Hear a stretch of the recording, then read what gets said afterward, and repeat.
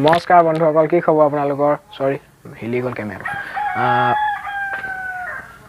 আজি আমি কথা পাতিম বিহুৰ বিষয়ে।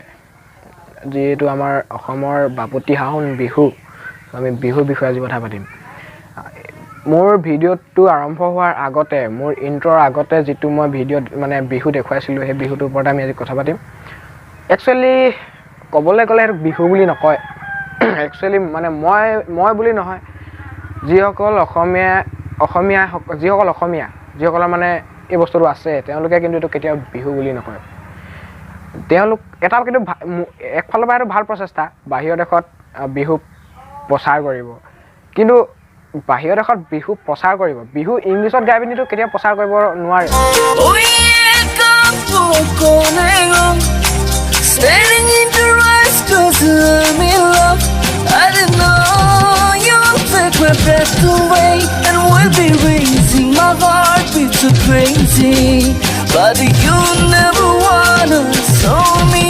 সেইটো মানে ইংলিছৰ মানে মিনিংটো বুজি পালে নহ'ব।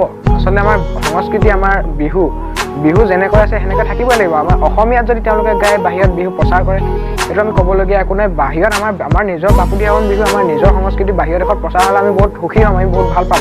কিন্তু এনেকুৱা ধৰণৰ মানে কাম কৰিলে বহুত দুখজনক কথা, আৰু কৰিব নালাগে একচুৱেলি। এইটো মোৰ ভিডিঅ' বনোৱাৰ মূল কাৰণ এইটোৱেই।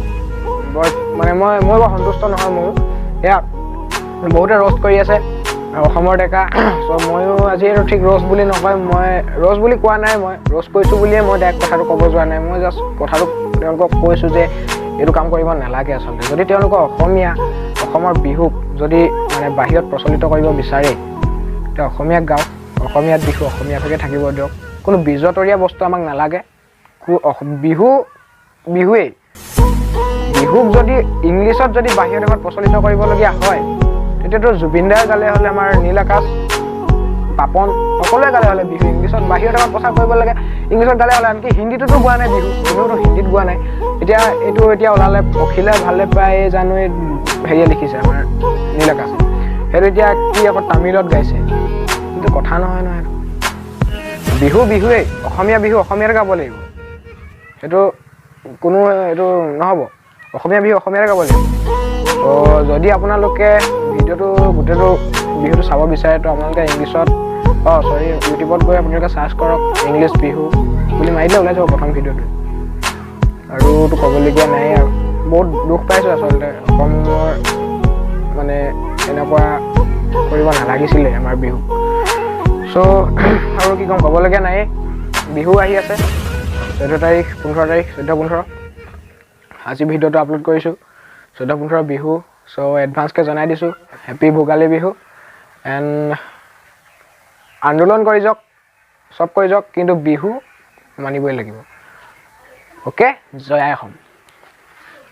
ৰ'ব। যদি ভিডিঅ'টো চাই ভাল পালে লাইক কৰিব, কমেণ্ট কৰিব, শ্বেয়াৰ কৰিব, আৰু যদি চেনেলটো ছাবস্ক্ৰাইব কৰা নাই ছাবস্ক্ৰাইব কৰিব, বেল আইকনটো ক্লিক কৰিব। জয় আই অসম। এই ভিডিঅ'টো কেৱল মনোৰঞ্জনৰ বাবেহে, ইয়াৰ দ্বাৰা কাৰো মনত আঘাত আনিব বিচৰা নাই। জয় আই অসম।